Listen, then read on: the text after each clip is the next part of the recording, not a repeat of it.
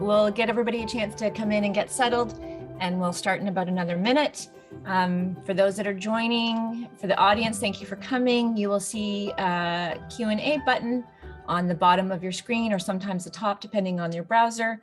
That is how we are taking audience questions today. So if you have a question that can be posed to all candidates that has a high level of decorum and is not harassing or overly mean, you need to keep it on the up and up. Then feel free to pose those in the Q&A, and at the end of our set questions, we'll be opening up for audience questions that way.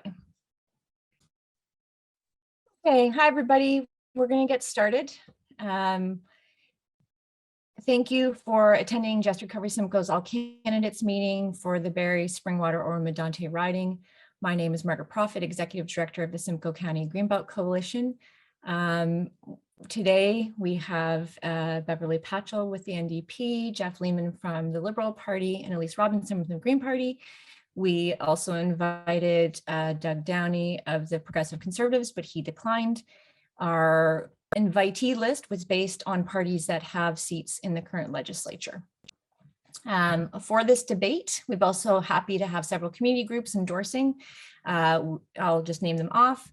Lakehead University Students Union, Rescue Lake Simcoe Coalition, Simcoe County Greenbelt Coalition, Simcoe County Alliance to End Homelessness, Living Green Barrie, Engage Barrie, West Oro-Ratepayers Association, Aware Simcoe, Simcoe County Environmental Youth Alliance, Save Our Water Tiny, and Reform Gravel Mining Coalition. So great to see such a large coalition and group working behind the scenes to make this happen today.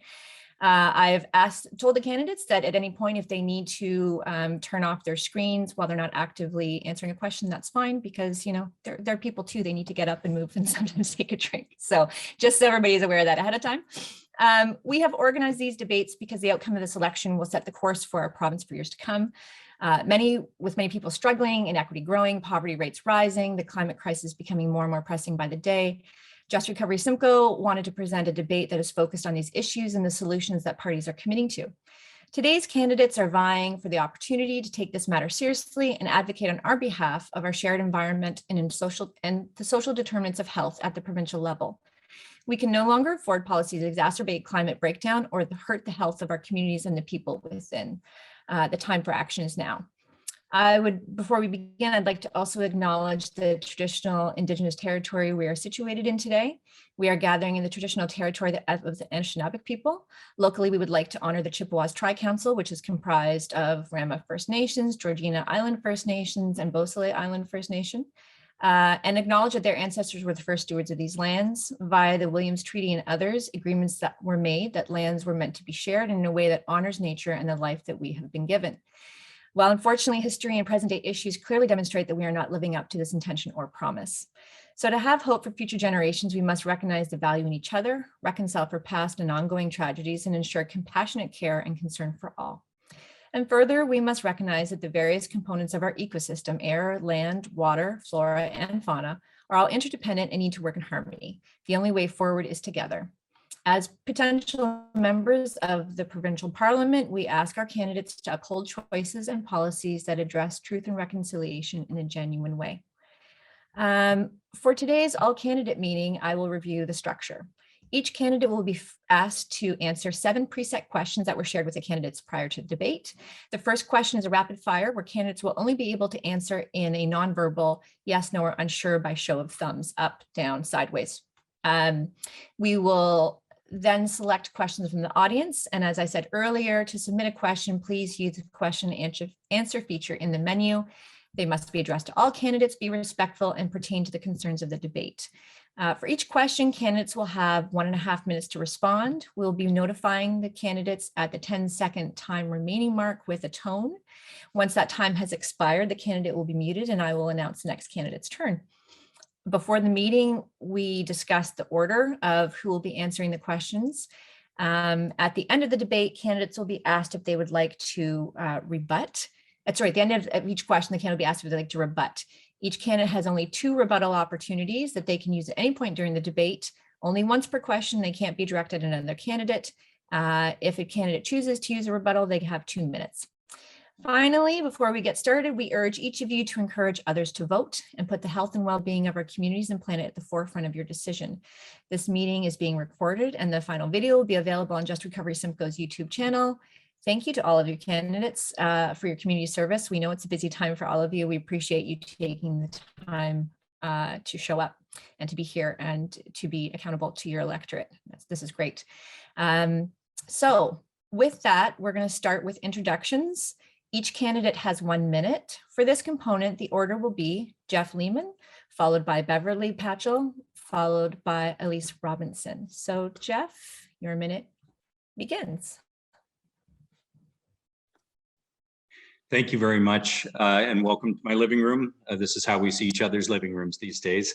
I'm running for member of provincial parliament because I believe passionately in a just recovery, a more just society, more sustainable development, and economic dignity. I've had the good fortune, the honor for the last 12 years of leading the city of Barrie.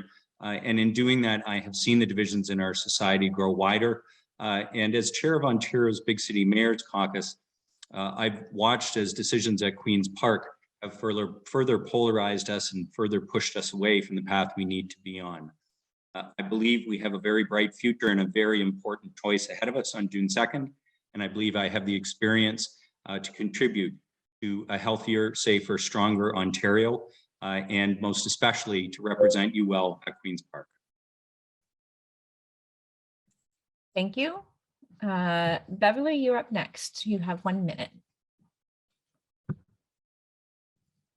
Oh, you're on mute, Beverley. Okay.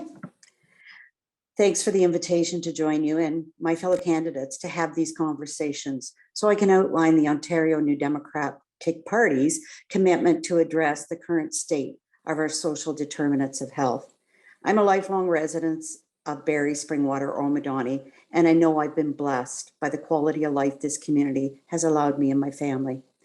The continued health of this community and our province is closely attached to the issues we're here to talk about today. We find more and more gaps in our social safety net, and we know our natural resources are under significant strain. So I'm excited to share with you our vision on how to build a new foundation for the next generation instead of creating more problems for them to solve. And I'm here today to ask for your vote as a candidate for the Ontario New Democratic Party. Thank you, Beverley. And finally to Elyse, you have 1 minute. I am running in this election because I want to be able to tell my grandchildren that I did everything I could to build them a better world. And while I was thinking about that today while preparing for this debate, it had me thinking about my own grandparents. You see, while they were still alive, oh, sorry, I hear someone says there's no volume. Or is that? No, that's okay. Yeah, don't worry about it. You're good. Okay. Okay, perfect. So while they were still alive, they loved to birdwatch and could tell you all about the types of trees that surrounded them.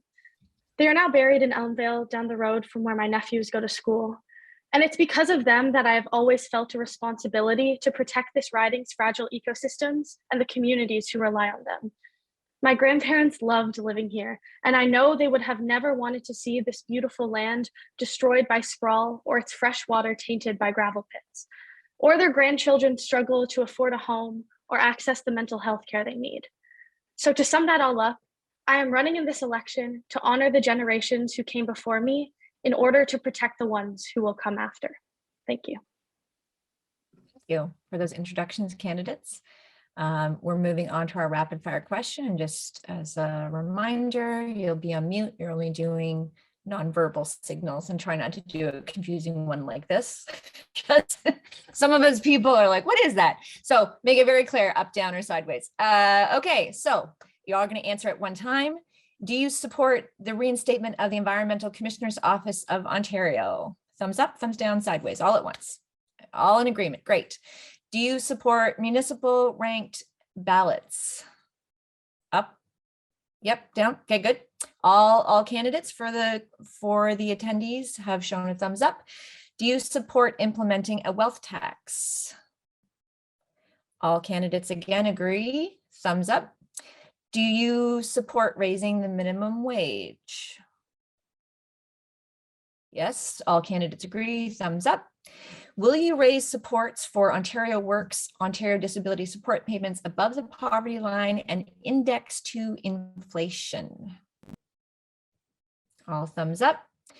Will you support a moratorium on all new gravel mining approvals in Ontario? Okay, we've got 2 thumbs up, and then Jeff is unsure. I'm sure he might he might elaborate on that later. Will you? Oh, hold on, I've got mixed up here.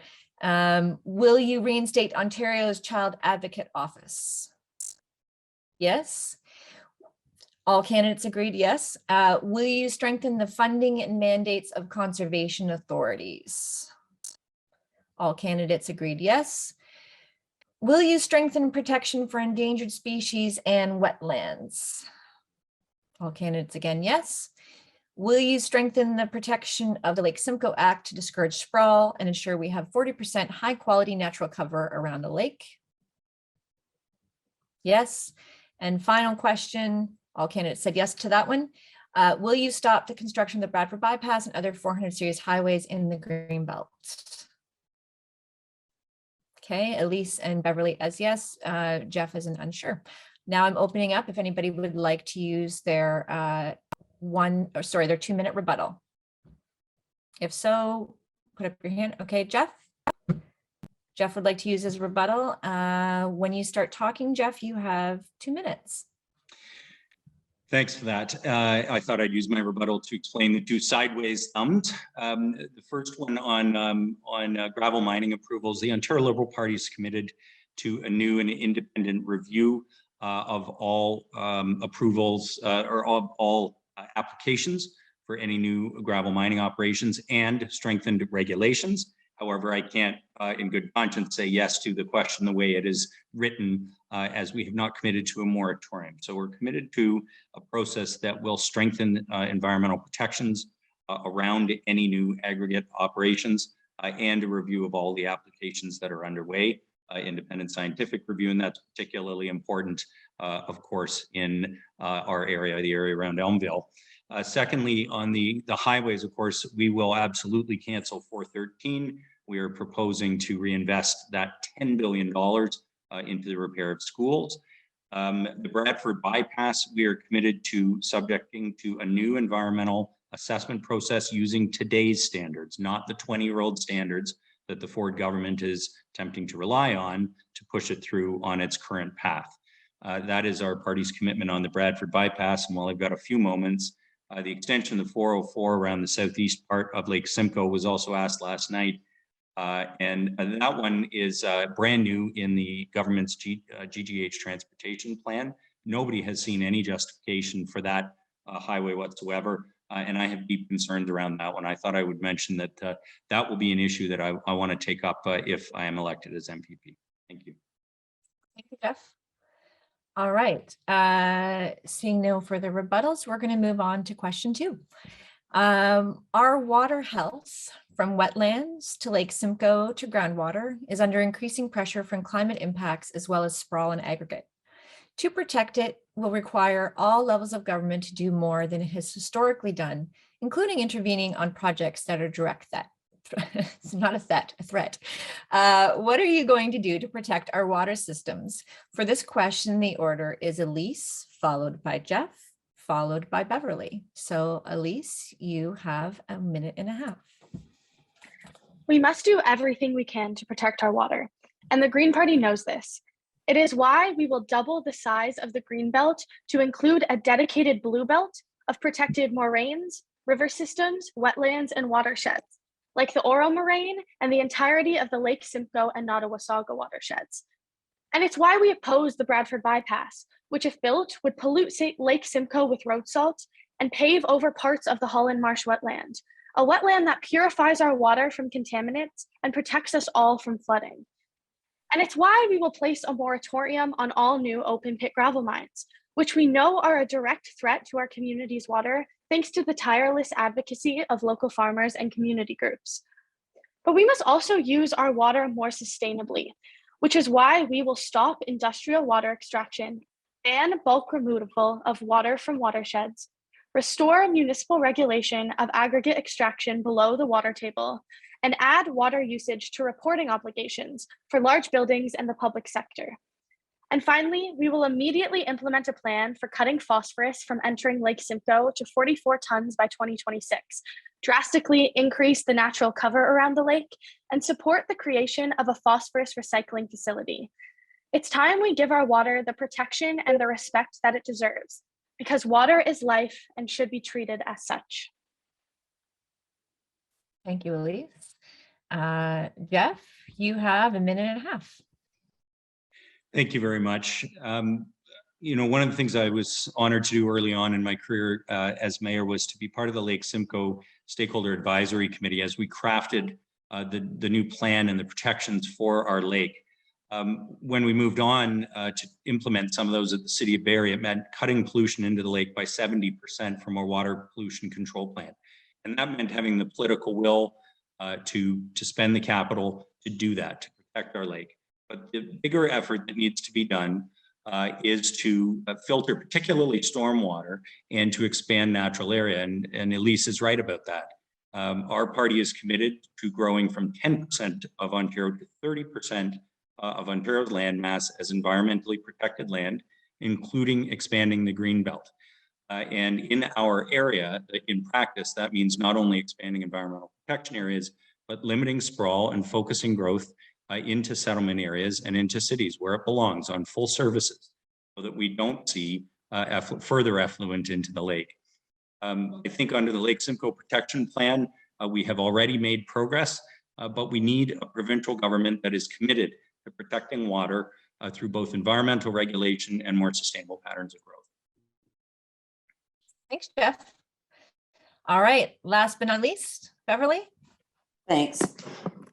First and foremost, an NDP government will recognize and honor the fact that respecting Indigenous knowledge and sovereignty is critical to addressing the climate crisis.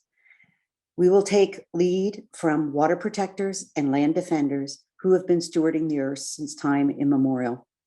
An NDP government will also cancel the building of the Bradford bypass, help to protect lakes, which is helping to protect Lake Simcoe, the Holland Marsh, and other local water systems. Will increase protections for Ontario parks and expand access to green spaces while protecting ecosystems and biodiversity. Working with conservation authorities, insurance companies, and municipalities on flood-oriented land use planning. We'll rehabilitate wetlands, forests, and vegetation through our Youth Climate Corps and develop a provincial food strategy and a provincial water strategy. Our water strategy will do a number of things. We'll ensure source water protection plans are implemented so every Ontarian has access to reliable, safe drinking water, and so we can end water advisories in collaboration with First Nations. Expanding the Greenbelt and working with farmers and municipalities to protect farmland, and launching a transparent and public review of the permit to take water process, especially for bottled water, ensuring permitting allowed for long. Sorry, you didn't beat the buzzer, I guess. Sorry about that.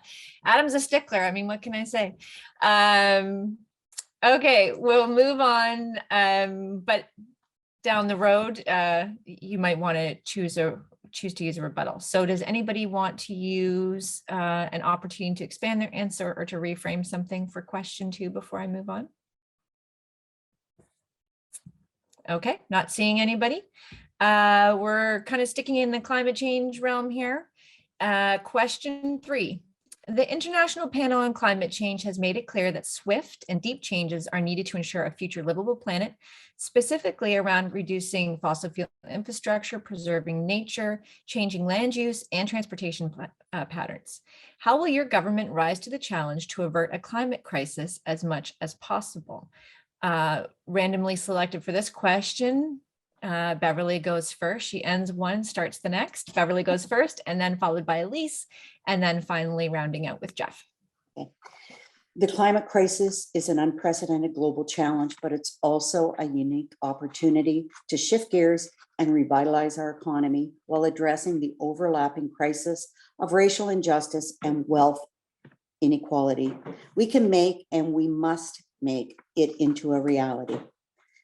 The Green New Democratic Deal outlines a comprehensive plan to tackle this crisis. We have a vision of an Ontario that's prosperous and healthy, where we travel on low cost and low emissions transportation, like railways that connect Ontarians to urban hubs, to cities and towns across the province, and to communities in Northern Ontario, where Ontario is a leader in producing electric vehicles and other low carbon technologies, where the electricity we use is clean, reliable, affordable, and where every building meets the energy efficient standards, where parents can rest easy knowing their kids will get the education and training that they need to prepare for the changing workforce without racking up crushing debt. Imagine if we built our environmental policies by respecting Indigenous knowledge and traditional ecological knowledge combined with emerging science. Imagine an Ontario that prioritizes the health and the prosperity of everyday people over the profits of the rich. Thank you. You beat it that time. You know, it's funny, in the last one, I thought someone had their cell phone on. I'm like, what was that tone? Ends up it was our whole structure. So showed you how well I'm paying attention, I guess, to what Adam tells me sometimes. All right. So we are going to, where am I now here? Sorry. We are going to Elyse and then followed by Jeff. Go ahead, Elyse. Let's start by cutting to the chase. The Green Party will stop all new fossil fuel infrastructure, gas hookups, and fossil fuel use in new and renovated government buildings by 2025. We will also establish a fair share carbon budget for Ontario for the rest of this century that includes an annual reporting requirement on progress and pollution reduction plans. Regarding transportation, we will restore the 50% provincial cost share for transit operations and support electrification plans for all municipal transit systems. We will also freeze the urban boundaries to protect our valuable farmland against continued sprawl and make all new highways through the Greenbelt illegal. We also need to ensure that the transition to a green economy is equitable, which is why we will focus at least 25% of the overall benefits of public investments to reduce climate pollution in disadvantaged communities, as well as focus conservation subsidies for retrofits to those unduly affected by the cost of energy, especially rural, remote, low-income, and Indigenous communities. We also need to start realizing that climate action is not just a social policy, it's an economic one as well. We can create hundreds of thousands of new jobs by retrofitting 40% of existing homes and workplaces to net zero by 2030 and 100% of those buildings by 2040. You guys are getting with the program now. You finish early now.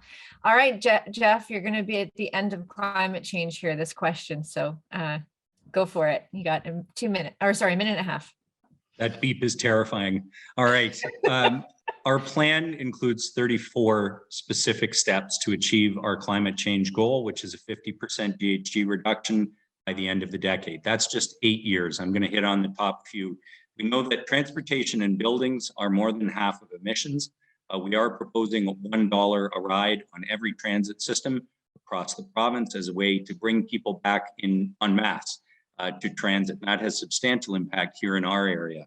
Clean power is a point of pride for the Liberal Party. We used to have smog days in this province as we burned coal. We eliminated them.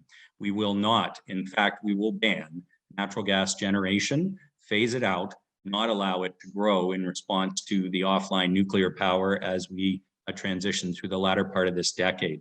We're proposing to plant 800 million new trees, eliminate connection fees for rooftop solar, and ourselves to be a net zero government by 2030. You need to lead by example.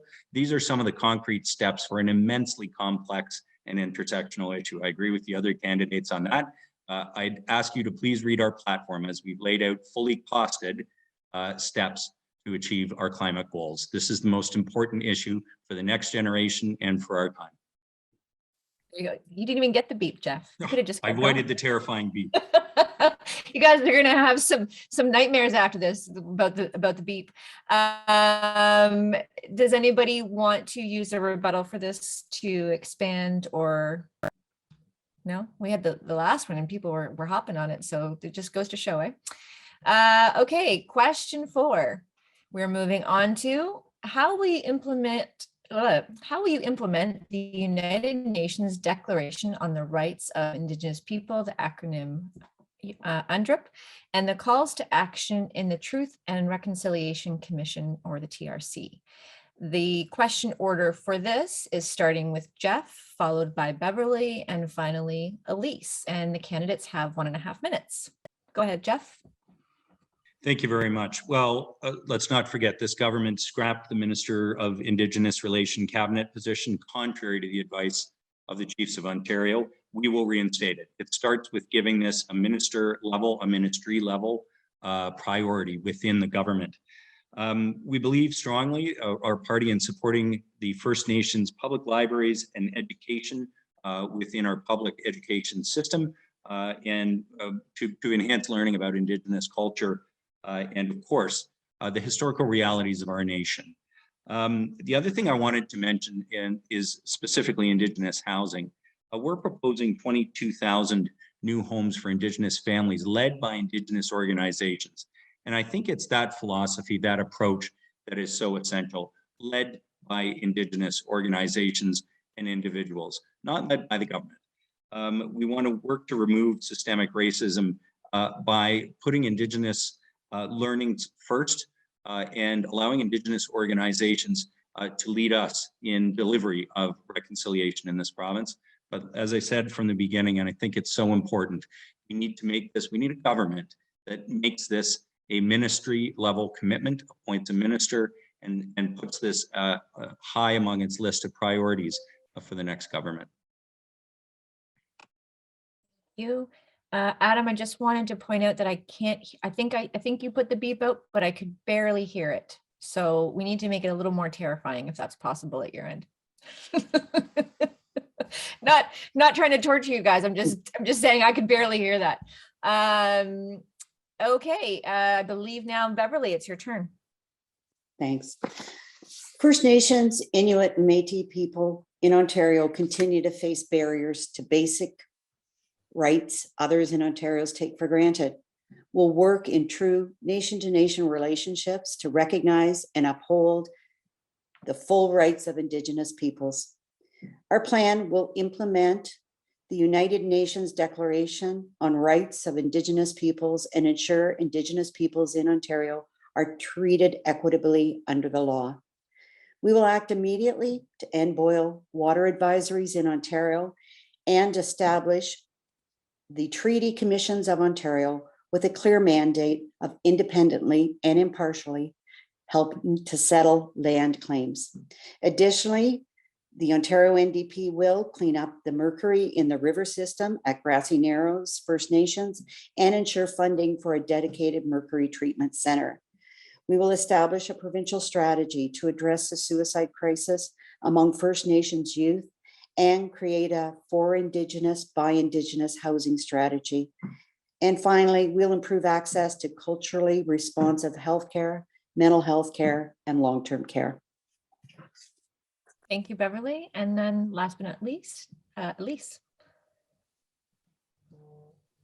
I want to state that I am personally committed to implementing all the TRC calls to action, the entirety of UNDRIP, as well as all the calls for justice from the National Inquiry into Missing and Murdered Indigenous Women and Girls. The Green Party recognizes First Nations, Inuit, and Métis rights to self-determination and will establish a co-management stewardship model for the development of all provincial resources with fair revenue sharing. We also pledge to integrate Indigenous laws and legal traditions in the negotiation and implementation processes of treaties, land claims, and other legal agreements. We also actively support Indigenous land defenders in asserting their treaty rights and actions taken to confront threats to their lands. Regarding education, we will restore funding for the Indigenous curriculum program and work with Indigenous educators and community leaders to develop a mandatory curriculum on colonialism, residential schools, treaties and their obligations, and Indigenous histories and experiences. We will also increase funding for revitalization programs of Indigenous languages. Regarding healthcare, we will identify and close the gap in health outcomes between Indigenous and non-Indigenous communities, increase the number of Indigenous professionals working in healthcare through training and mentorships, and increase the number of Indigenous-led health centers. I will continue, but I'm going to probably use my rebuttal for this one. Okay, perfect. Well, does anybody else other than Elyse, would anyone else like to use a rebuttal for this question? No, not seeing any. Elyse, you have 2 minutes to expand. Okay. So we will also fund 22,000 Indigenous owned and operated permanent homes, provide $1 billion in funding for Indigenous-led conservation projects that are guided by Indigenous knowledge systems.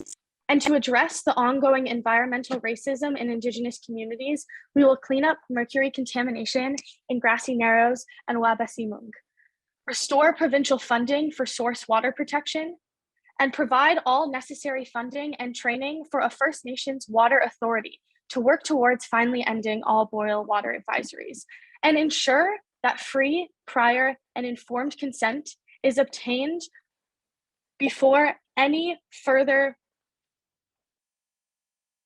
industrial projects are accepted accepted. Thank you. All right, thank you. Okay, we are moving on to now more of our housing and affordability and social justice questions.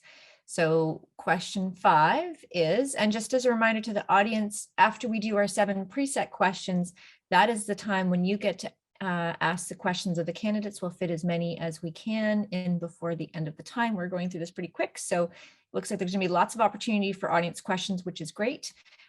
So please remember to put it into the question and answer section in the Zoom webinar format. And if you need assistance with formulating the question or you want to do it anonymously, you can do that, or you can message Kelly, or you can put it in anonymously using the Q&A feature. Okay, back to question 5. We continue to have too many citizens unhoused or with precarious housing. What measures would you take to ensure housing is the right?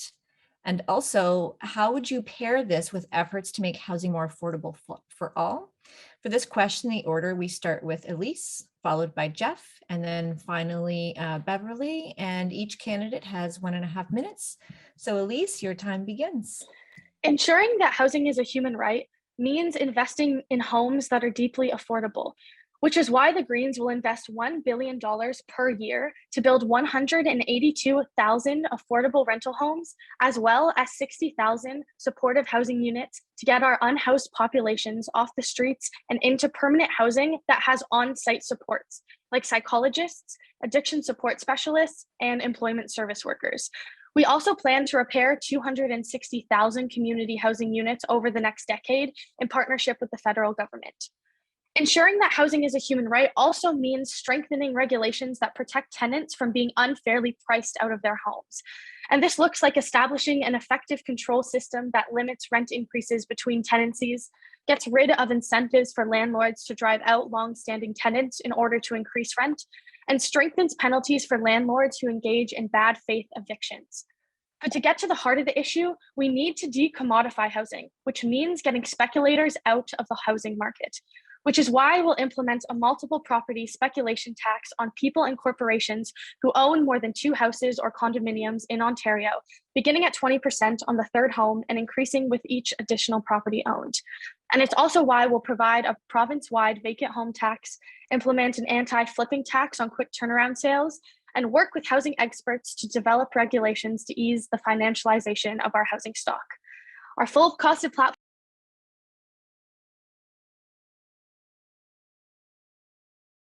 I got myself on mute there. Sorry. It was going to happen again at some point. Just too much to talk about, I know. Okay, moving on to Jeff. Thank you very much. Well, housing as a human right is right in our platform. We've written it right in, and that is the philosophy we bring. Housing is an immensely complex issue. We have laid out 14 pages of our platform with specific measures that I ask everybody to take a look at when you get a chance. There's a few I want to measure or mention today. I talked last night about the importance of supportive housing as the response to chronic homelessness, as the long-term solution we need. That is wrapping people with the services they need in new supportive housing units. The Liberals will build 38,000 of these in our platform. The anti-speculation measures, we also have a vacant homes tax proposed and a use it or lose it tax for developers who get units approved but don't build them after 3 years. They will start to pay tax. We will use that to reinvest in new homes. We will bring back rent control, and we are proposing the new Ontario Housing Corporation to finance and build affordable homes for first-time home buyers. That's a major new step no one else is proposing, and a stronger role for the government in ensuring housing affordability for all of us. Thank you, Jeff. And finally, Beverley. Thank you. Housing is a human right, and poverty is a policy choice, and it's a bad one. After years of austerity, it's time to invest to ensure people have access to safe and stable housing. The Ontario NDP policy paper, Homes You Can Afford, contains concrete actions to make sure everyone has a safe place to sleep, as well as access to supportive and affordable transition and permanent housing. Some things we'll do to house people and to make life affordable include a return to rent control and implementing a pay what the last tenant paid rule, cracking down on real estate speculation with a speculation and vacancy tax, and closing loopholes that allow wealthy non-residents to avoid taxes.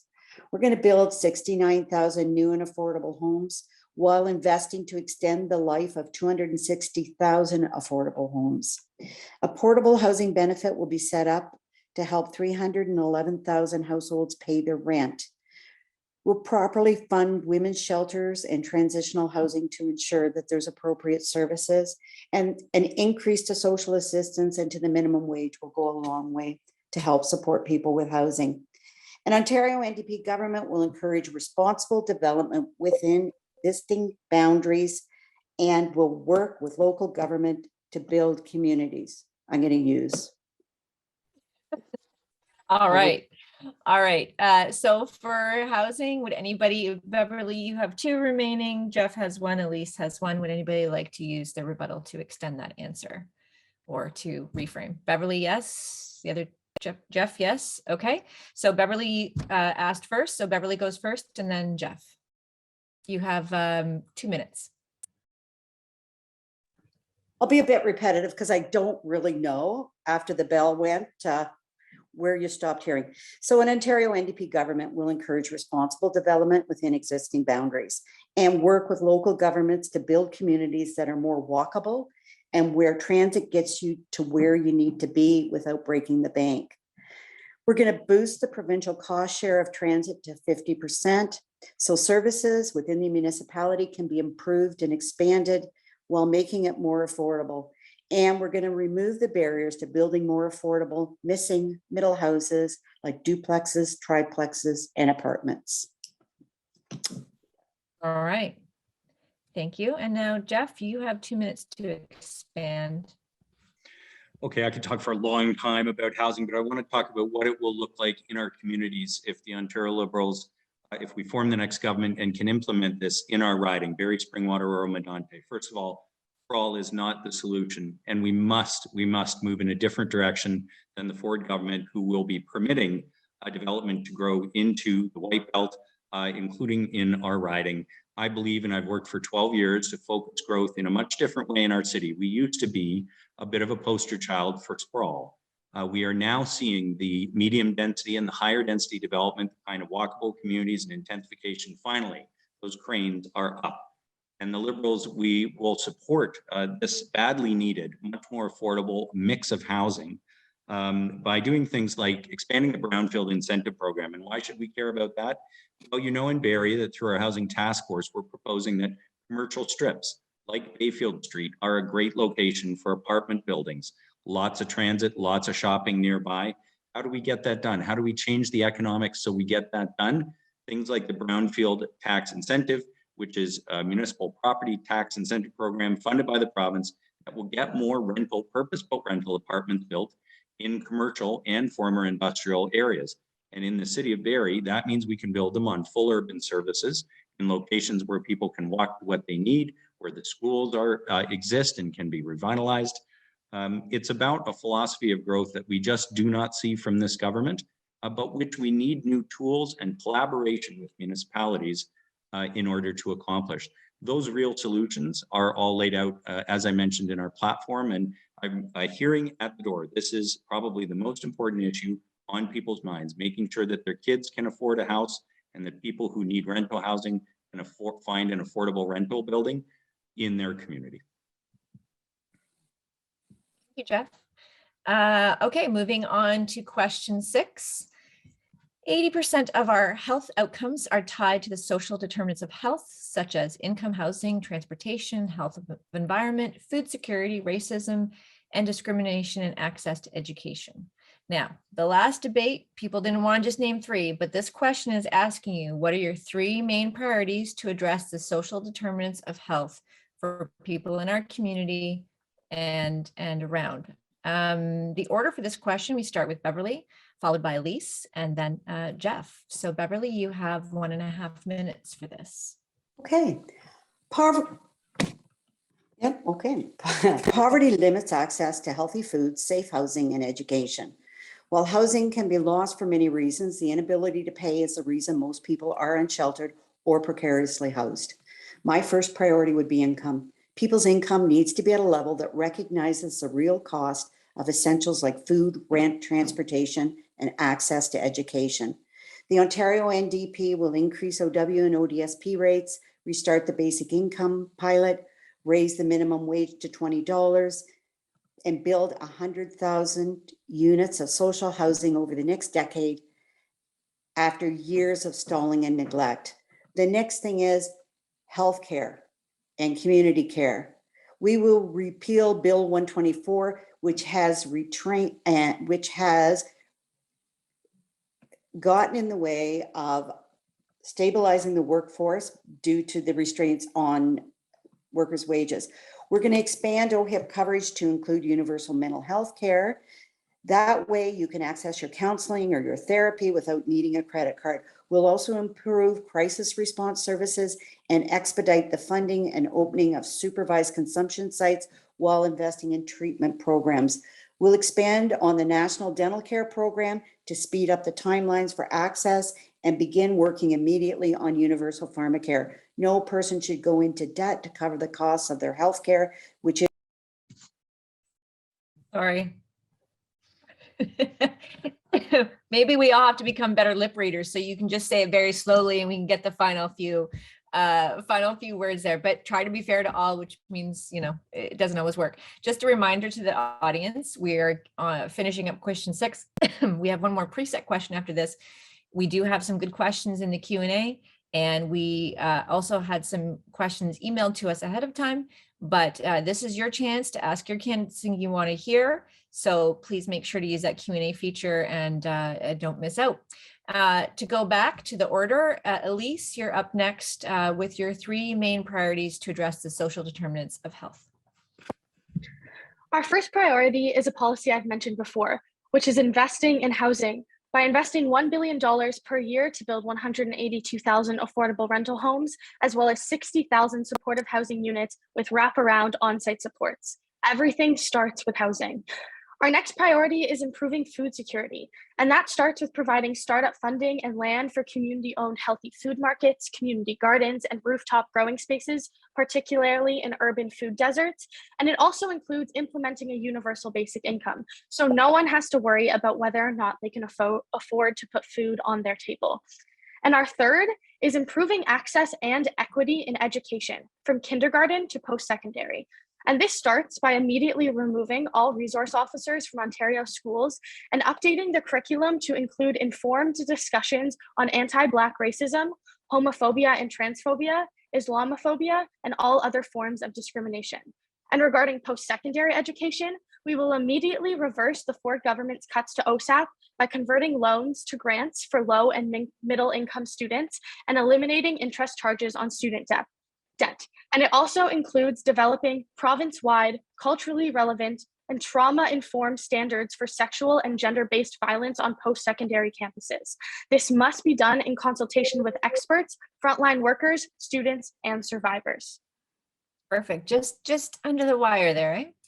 All right, Jeff, you're up at the rounding at the end here. Thanks. You asked the top three priorities. Mine would be housing, economic dignity, and education. Housing we've talked about a bit at length, but I think the intersection of crises, particularly the social determinants of health, require a supportive housing solution for those who are struggling. But when we're talking about social determinants of health, housing becomes much more important right across the spectrum. If you don't have safe, affordable housing, it is very difficult to accomplish any of the other social determinants of health. Economic dignity is about being paid a fair wage. We will bring back the basic income pilot project, but it also is about growing an economy with more full-time jobs closer to home that people can access and where people can work.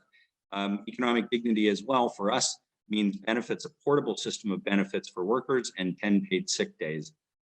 Education is my third one, and this is so important. Our educators have worked so hard in the past few years, but they have a government that doesn't believe in the education system. We need smaller classes, and we are proposing an optional grade 13, including a curriculum focused on civics education and financial literacy. Education is a fundamental social determinant of health. It is how we set up our kids for success in life. Our party has an expansive education platform, and we're committed to bringing a stronger public education system to Ontario. Perfect. Thank you. Excuse me. Elyse or Beverley, Jeff, I think you're out of the golden tickets, the Willy Wonka golden tickets for the rebuttals. So Elyse or Beverley, would either of you like to use a rebuttal for this? Just to be clear, you can also use it during the audience portion. I mentioned that earlier, but just so you know. Okay, seeing nobody wanting to continue with rebuttals, we'll move on to the final preset question. Again, we're getting lots of good questions coming around, being sent either through email or through the Q&A. But just a reminder to the audience, this is your opportunity. Question 7, COVID-19. I think everybody knows what that means now. It was the one thing that I'm like, oh, we should be done with this in a few months. And here we are 2 and a bit years later. The COVID-19 pandemic has further revealed the racial, economic, and social inequities in our society. How do you propose to address these inequities? I realize we've been talking about the inequities before, but I think this is a little bit different as it relates to kind of healthcare and racial and economic social inequities. For this question, the order, we have Jeff going first, followed by Beverley, and then followed by Elyse. And you have 1.5 minutes for this question. So Jeff, you're up. Thank you. Well, this brings together many of the themes I've talked about today. The short answer to the question is economic dignity. I also believe gender equity and a greatly strengthened women's platform is necessary for us to ensure a just recovery as we come from COVID. We know that women were disproportionately impacted in terms of their employment and in terms of the effects of COVID-19 on our lives. We have a series of proposals in the platform to support gender equity within the workplace and more broadly within society. And I think the third piece that's essential to me, a stronger social safety net. We've talked about today strengthening the Ontario Works and Ontario Disability Support Program. But look, fundamentally, what we've seen during COVID has been further income polarization, further political polarization, further racial polarization. We need a government that is not a populist government. We need a government that is committed to governing for everyone. I joined the Ontario Liberal Party because we are a big tent party, because we are socially progressive and fiscally responsible. And I believe that's what we will need to ensure a just recovery, to do the things that we've talked about today successfully as a new government in Ontario. Jeff? Oh, that was the punctuation on the end of your on the end of your point there, Adam. Adam got the beep for you. All right, Beverley, you're up next. you're on mute, Beverley. Thank you, Adam. The first thing we need to do is hold a public inquiry to look into the handling of this COVID pandemic. And when it concludes with recommendations, we will implement them. We will also introduce a Public Health Accountability Act that will ensure that the Chief Medical Officer of Health is free to act in the public interest. We'll be separate from partisan politics, and we will require annual reporting to the legislature on public health emergency preparedness.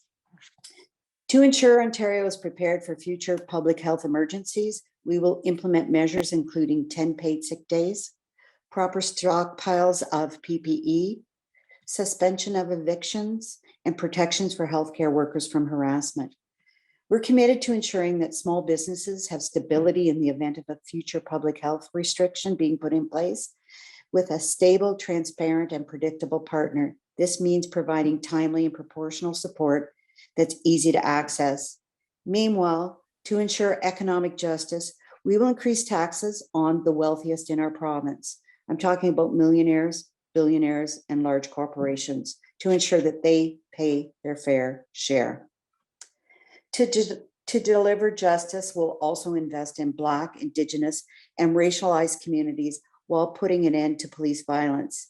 This is a commitment of action we made in our 2020 policy document that includes. Sorry, Beverley. It's sorry. But we're going to have Elyse, and then you still have a rebuttal if you want to expand that. All right, Elyse. Since this question can be answered many ways, I want to focus on some of our policies that will directly save lives. The first is immediately creating a task force to develop policies and initiatives that address the adverse effects of racism, homophobia, and transphobia on people's mental health and the barriers they face to accessing healthcare. This includes mandating the collection and meaningful use of race-based data to identify and correct inequities in provided care and health outcomes, and providing cultural responsiveness training for all healthcare professionals that is trauma-informed and rooted in equity and anti-racism. The second is decriminalizing drug use, expanding safe consumption sites, and increasing the amount of free naloxone kits available in pharmacies and in all social service spaces. To put it in perspective, since COVID began, opioid-related deaths have gone up 79%. And between March and December of 2020 alone, 2,050 people in Ontario died of opioid overdoses. We've heard time and time again from medical experts that addiction is a disease. It's time we started treating it as such by caring for those who suffer from addiction, not criminalizing them. And I think I'm going to use my additional rebuttal afterwards. Okay. I'm going to offer it to Beverley first because I'm thinking that she had kind of motioned at the end of her that you might want to use it. Beverley, is that correct? Okay, then Beverley, you can take yourself off mute. You can go, and then Elyse, you can follow with your rebuttal afterwards. Thanks. So to deliver justice, we'll also invest in Black, Indigenous, and racialized communities while putting an end to police violence. This is a commitment to action we made in our 2020 policy document, which includes overhauling police oversight to be accountable and demilitarizing our police force, investing in alternative first responders to respond to mental health, addictions, homelessness, and school discipline calls. Give elected representatives the help and power to set their policing budgets and prioritize what those budgets will be spent on. Investing heavily in programs and supports that improve quality of life by considering and addressing the social determinants of health, and seeking out community-driven, community-led solutions to community safety and well-being. Thank you. Go ahead, Elyse.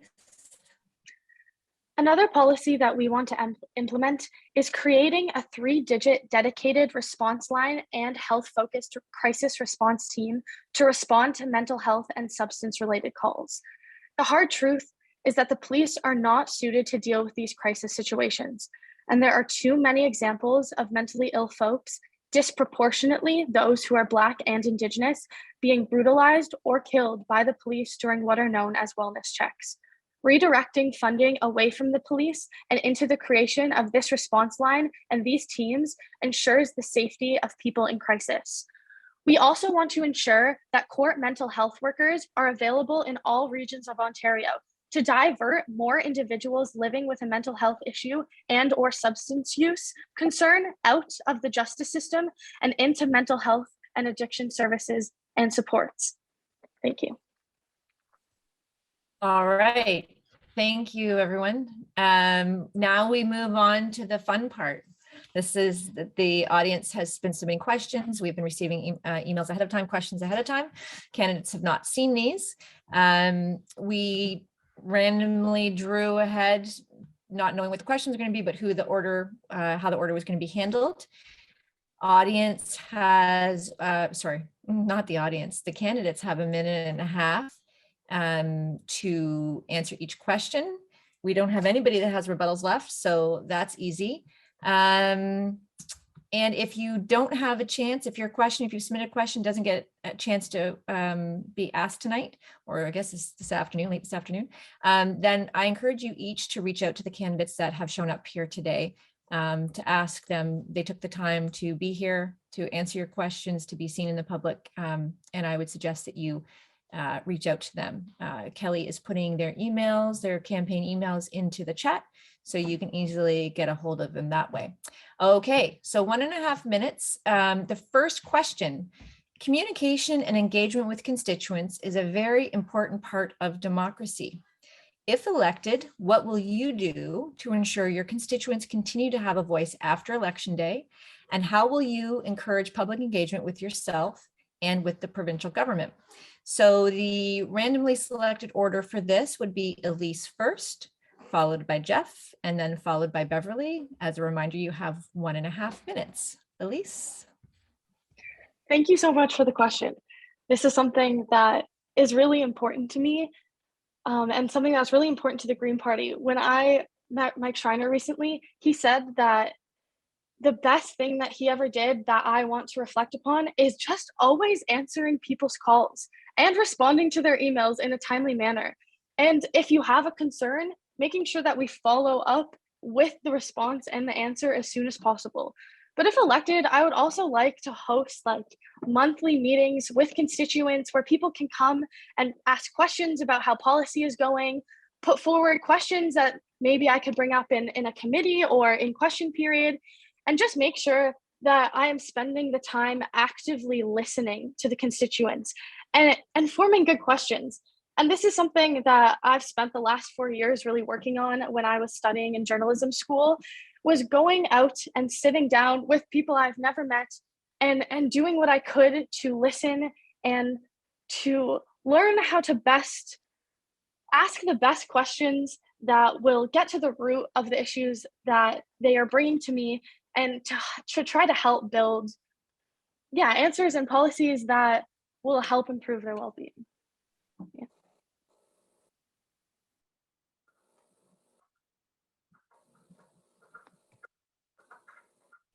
Margaret, you're on. All right. I know. You know what the thing is that I have kids, so they came in and I'm like, I better mute it because this is what's going to happen. So that's what I was doing. I'm sorry about that. Jeff, you have 1.5 minutes to answer how you're going to ensure your constituents continue to have a voice after Election Day and encourage public engagement.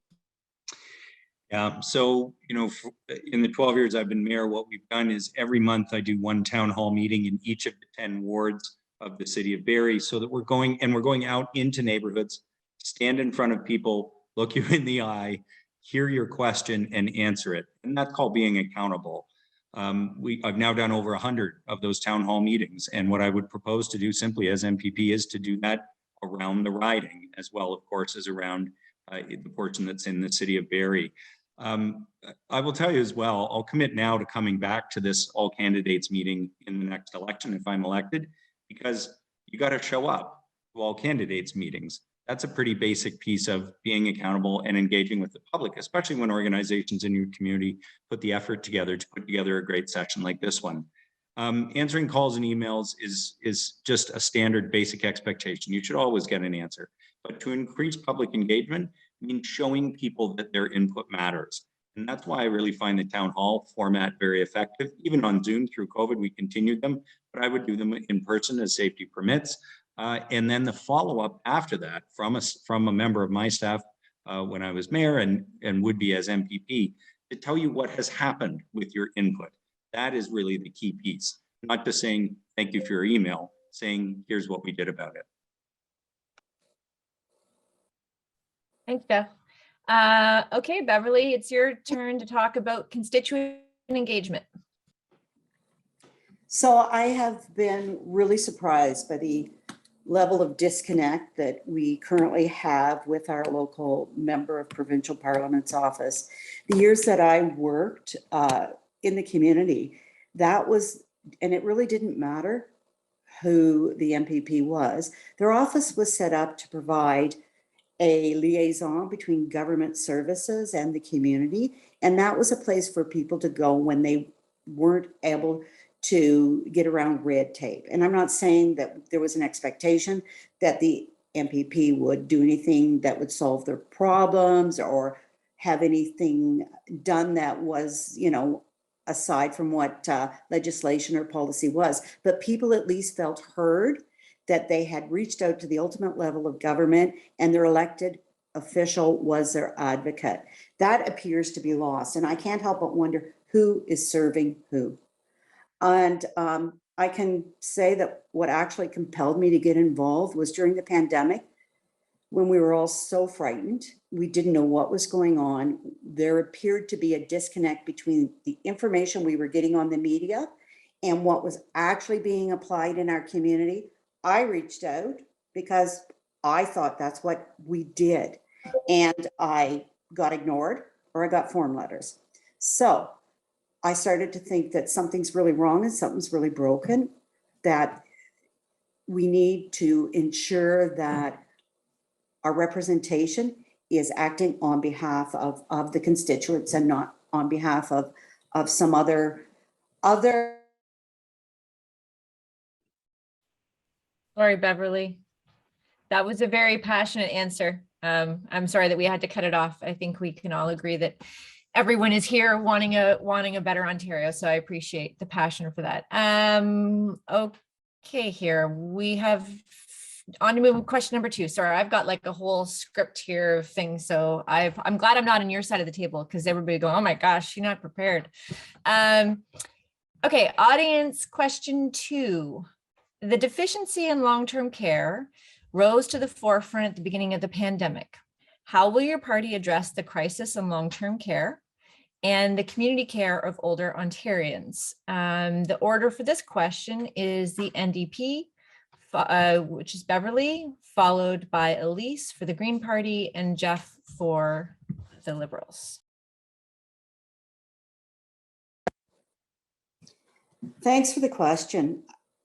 Aging Ontarians deserve better. And there's several areas where we can improve. First of all, we've got to take profit out of long-term care. We have to repeal Bill 124 so that we can start to appropriately staff. PSWs are typically workers who have part-time hours. They're paid around minimum wage or a little bit more, and they have to work 2, possibly even 3 jobs in order to make a living. So we need to change that. We need to fix that. If long-term cares are not for profit, properly staffed, then we can start to talk about a reasonable amount of care being provided by the staff. As far as home care, once again, there's staffing issues and there's for-profit issues, or there's funding issues, there's destabilized funding. So there needs to be a look at the funding models to ensure that there's sufficient resources going into properly staff, full-time permanent workers who can commit. I hear the bell and I think I've been cut off, sorry. Yeah, no, I know. We're a rough group here. All right, we're gonna go to Elyse and then followed by Jeff. I absolutely agree with Beverley on the point that we need to get profit out of long-term care. And that's why we want to stop licensing new for-profit homes. And we also want to repeal Bill 218, which shields long-term care owners and operators from liability for negligence.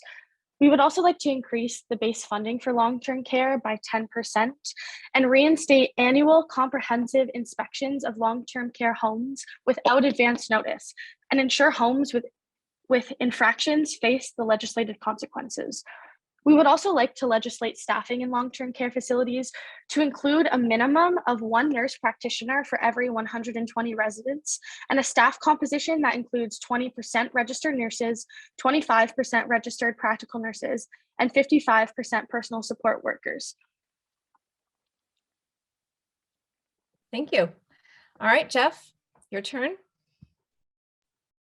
Thank you. Yeah, there's two key pieces to this, and I agree with my colleagues on ending for-profit long-term care. The Liberal platform pledges us to do that by 2028. That is a major task. It will involve bringing homes into public, not-for-profit ownership. We're committed to doing that by 2028. But the key piece I want to talk about is home care, because people want to be able to live longer at home and receive care at home. You know, over the last 12 years, I worked with St. Elizabeth's, who have a huge presence here in Barrie, and their executive team had this vision to use new technology to allow people, their own PSWs, to help people stay at home longer by dealing with chronic conditions, not just with new technology, but with new models of care. The Liberals are committed to this. The numbers are $2 billion to allow 400,000 more seniors to receive home-based care. And thank you to the physician who's entered the question. We believe that is the first and most important approach to long-term care, to receive it in the community. Ultimately, we'd like to see smaller long-term care homes in community settings as well, so that they're not institutional, they're residential. And they are part of mixed communities where the residents can enjoy all of the aspects of being in a neighborhood instead of being warehoused in the system that we have today. Thank you. Thank you, candidates. We're going to try and fit a few more in and then leave time for closing and wrap up promptly at 4:30, because that's what I don't like to be. You know, you can see how we run the buzzer here. So you know what comes at 4:30, everything just goes. We just shut it all down. So we've got 3 or 4 more questions, see how much time we have for it. Audience question 3, how will you and your party approach the use of ministers' zoning orders? And just for those that maybe aren't familiar, so none of the candidates have to waste their time explaining it, a minister zoning order is a land use policy where basically the province can zone a land from existing use, which could be agricultural or rural, to urban, from environmentally protected to whatever. And they have been a contentious issue based on the frequency and the justification for some of them, some would say. So that's what a Mr. Zoning Order is. And for this question, we have Jeff going first, followed by Beverley, and then finally Elyse, and it's 1.5 minutes. Go ahead, Jeff. Thank you. Yeah, thank you very much. The Liberals will scrap MZOs. We will replace them with an authority that will be limited to critical provincial projects only. And that includes, for example, not-for-profit long-term care, hospitals, or affordable housing projects. Minister zoning orders that were only used twice prior to this government. They were never intended to be used in the way that they are. They override local jurisdiction and especially Indigenous rights. We would make Indigenous consultation mandatory part of the replacement process for MZOs, so that the situation we've seen in Innisfil and elsewhere where Indigenous communities had to challenge an MZO will not be seen again. We would also make them subject to judicial review. There are no limits at the moment on an MZO. Our system, if it is to be used to expedite important things like affordable housing, we still believe that needs to be subject to judicial review. All of this shouldn't be necessary. We should have a collaborative process where we can move critically needed projects through the regular planning process with public consultation. But in cases where expedited approval is required, that's the approach a Liberal government would take. And it's time to stop with MZOs that just reward well-connected developers. Jeff, all right, Beverley. Well, my answer is from the perspective of the NDP. I have no platform on that, but I do know that there's been some issues that have been brought up in the House where because of the chronic use of MZOs, it's become more and more troubling that there is motivation in who the MZOs are being granted for. And in fact, there was a property in Oro-Medonte, or a business in Oro-Medonte, who received an MZO so that they approval, and so that they could get up and running a COVID business. And then in fact, the business was listed for sale at least twice the price, and they listed one of the selling one of the reasons why they'd be attractive to be sold was because of the MZO that was in place for the property. So it's troubling. It's on our radar. Have we taken a policy position? No, but there's an official plan. There's a official provincial plan, and those are to be the guidelines. The fact that the MZOs have been so chronically used is troubling, but I think that's really indicative of all the concerns that we have with this current government. Thank you. And Elyse? Absolutely. The Green Party is also very concerned with how much these MZOs have been used by this government, and just the overall lack of oversight that these MZOs make, so they don't have, so pretty much so it doesn't have to go through any municipal processes, and the Green Party is very much against that. So we are against MZOs. We also, I don't want to speak too much on the very specific policies, as I would like to follow up on that and get back to it, because I'm not 100% sure on if they want to eliminate them altogether or make it a very last exception to a rule. So I just don't want to be too strong on that, but I know that we are very concerned about the amount in which that they have been used, and the fact that it oversteps the municipal oversight and environmental regulation strategies that have to go in and proper development, regular oversights that these MZOs completely step over. So I know it is a big concern, and I would definitely like to follow up more with anyone who is interested in learning more about our position on that. Thank you, Elyse. Moving on to audience question 4. One of the sponsors, endorsers of this debate is the Simcoe County Environmental Youth Alliance. I know we have a few youth that are in attendance here today, probably skipping school or something. There's a motivated person, skip school to watch a debate, right?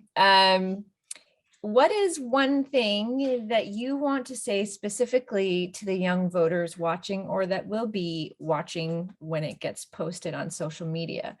For this question, we have Beverley going first, followed by Jeff, and then by Elyse. So one thing you would like to say, I'm sure you're not going to just say one thing, but try to keep it to one thing that you would like to say to any young voters that are watching. Beverley, you're on mute. Of course I am. My message, or the one thing I'd like to say, is really simple, that I'm hoping that young people are finding it important to stay engaged in the political discussion. A lot of people are disenfranchised by it. A lot of people are disillusioned. We're seeing a lot of frustrated people in the political process right now. And unfortunately, that's playing out in ways that aren't really healthy for us. I'm hoping that by youth bringing their energy, their passion, their desire to make a better world for themselves and a life for themselves, they can bolster some of us up who've been around for a while, so that we can continue to fight the fights or take on the challenges, and provide them with resources and mentorship that may help them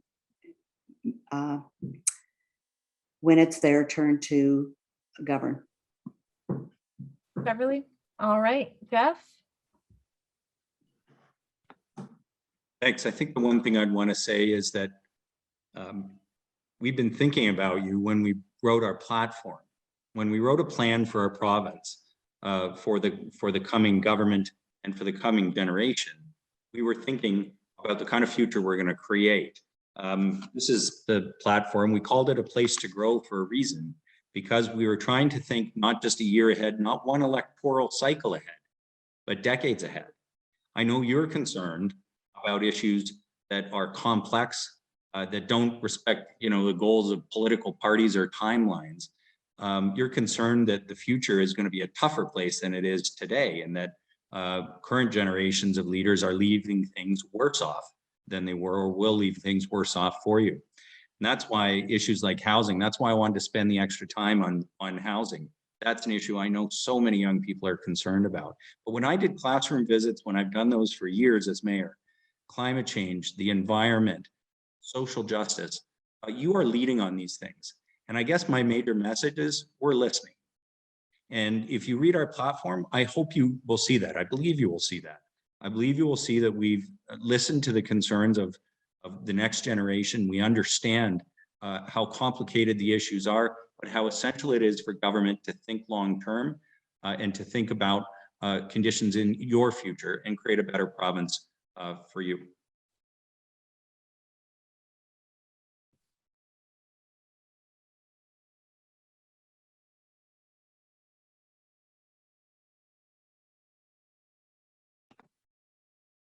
Oh, have we still got Margaret? I hope so. Yep, we Am can I hear still you. here? Yeah, We can hear well, you. see, when the kids come home, also the Wi-Fi gets stretched quite a bit. So I have just said, you're gonna have to be off the Wi-Fi for a little bit longer. Stay off YouTube. And okay, now I'm gonna get myself back to where we were here. Okay, yes, Elyse, you're at the end there. Thank you. I want to say that we need more youth representatives in Queen's Park, and I really hope that I can be that person for you. Youth are leading the way on so many issues regarding the climate, regarding Indigenous rights, regarding social justice. And I just want to let you know that I'm there with you. I'm there with you on the streets, and I will be there with you in Queen's Park. And I hope that I can bring that youth voice and a new and fresh perspective to Queen's Park. And I know that sometimes we can be disillusioned and feel like change is so slow and incremental. And sometimes you feel like you can't do anything at all. But I want you to know that that is not true, and that we can create change. And if we put ourselves out there, like I hope to be doing right now, that change will come faster than we have been told it can. So yeah, I just want you to know that I'm here and I hope to represent you. And I just want to thank you very much for even being here and participating. It means so much. Thank you, all of you, for your inspiring answers there. I think that's good. We have a fun question. I think this will probably be our last question. We'll see how quickly we go through this, because we have closing statements to do, which is about 6 minutes in my closing. So this will probably be the last one, but we'll see. It's a little fun. Should be a way to kind of show your personality here. Let's pretend we move on June 3rd. Your party has formed government. The leader of your party comes to you and says, you get to be a cabinet minister. Which ministry do you want it to be, and why? So we'll see how people respond to this. Now, we're not going to hold you to this, just saying. If it ends up that you get a different spot or whatever, no one's going to hold you to it. But where do you think you want to make the change, and why, and whatever? I'll let you guys decide how you're going to answer it. So for question 5, we have Jeff up first, and then followed by Elyse, and then with Beverley. And I tried to do a lot of talking on this one, so you guys could have some time to think about it. So I'm trying to help you out here. All right, you got a minute and a half, Jeff. Which cabinet would you want to be the minister, or what cabinet minister would you want to be if that becomes the case? Thank you for the stalling, Margaret. I appreciate that. Well, look, I've been a mayor for 12 years and chair of Ontario's Big City Mayors. Municipal affairs and housing would make some sense. And I will say I would love that challenge, because is there a more challenging file right now than housing? I'm not sure there is. One of the most important things about that file is it brings together people from across other ministries. In fact, if we are going to solve it successfully, and it probably is one that I have some background in. But I'll give you a second answer, which is that to be the Minister of Finance would be a fascinating job, because I think I can bring my pragmatism to budgeting. And while that sounds boring, the fun part of the answer is this. A budget is a plan. It is the way we set our priorities. It's the way we say this is what's important and how we're going to spend your money to accomplish the goals of the government. As mayor for the last 12 years, that's been an exercise that's been so important to me, to reflect our community's priorities, and to go around the province to hear about them would be a wonderfully exciting opportunity for me. So I suppose I didn't give you the one answer, but I'm going to give you those two as being jobs that I would love to have. Of course, I would serve in whatever capacity Premier Del Duca asked me to serve in. Absolutely. It's just a nice little fun, almost like a would you rather, right? Okay, Elyse, your turn. Absolutely.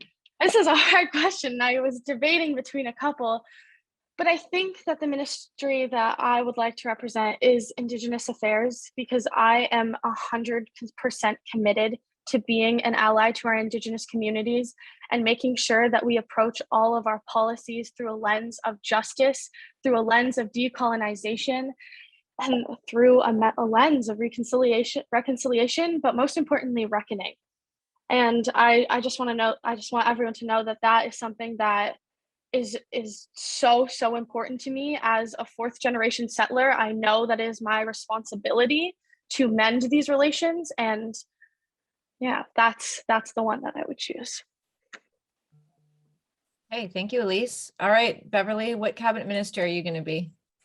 Well, I've been sitting here and I've needed all the time to decide.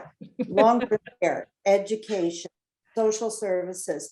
So I was a CUPE rep for 10 years and sat at bargaining tables, both at a local level and at a provincial level, representing workers in all of those sectors. And the funding formulas are so flawed. There's so much work to be done. And so I think I actually landed on education. We have to start investing in our schools. We've got formulas in place that haven't been changed for 20 years. And there's a lot of work to be done there.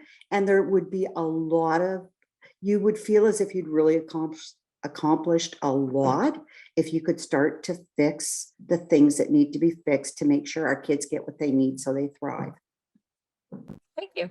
I appreciate that. Question we weren't sure, when we got it, we're like, oh, see, that could be a fun one. And it's nice to see the difference in personalities and kind of where you feel your strengths are. So it's good to see that, there's a little bit of personality coming through in the questions. That's awesome. So we're going to conclude our questions and we're going to move into closing remarks.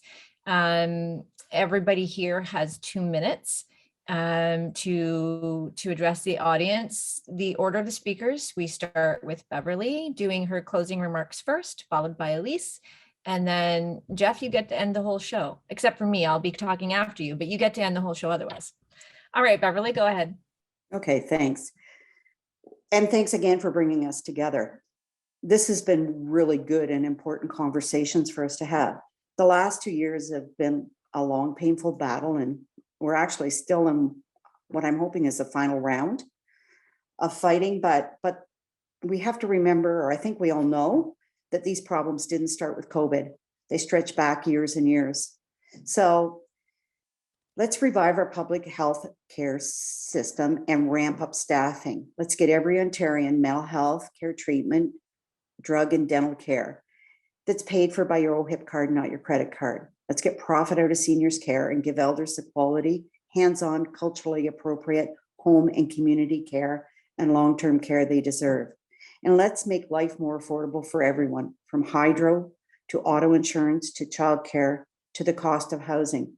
The Ontario NDP has a very comprehensive platform that can be accessed on our webpage, ontarionDP.ca. It's a plan about investing, but investing wisely, ensuring with each investment, there's a fix to what is systemically wrong. Our spending priorities differ from previous governments. Our taxing priorities differ from previous governments. We need leaders who appreciate that change comes with leaders with a solid plan to get us there, and we would be the government that puts people first. So thank you for the opportunity to speak today. Thank you, Beverley. All right, going on to Elyse. You have 2 minutes for closing remarks. I'm so grateful to have been here to have this conversation and to share with you some of the Green Party's vision for this province. If you're interested in learning more, I really recommend you check out our full costed platform, which is now released on gpo.ca. And I just want to say something that I said at last night's debate. So if you were there, I'm sorry, I apologize, but I really do think it sums up my reasons for being here.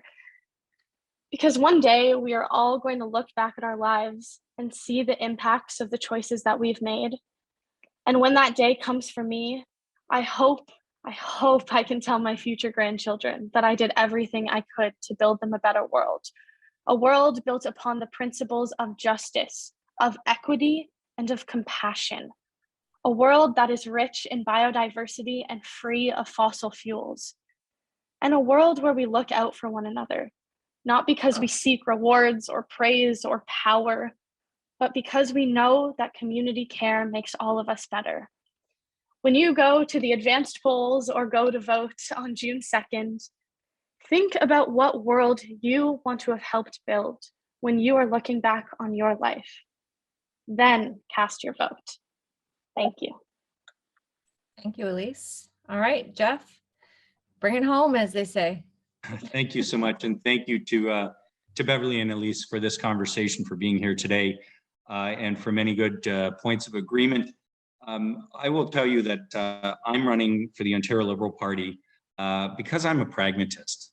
And we are suffering right now under a populist government in this province, which is only out for its political base.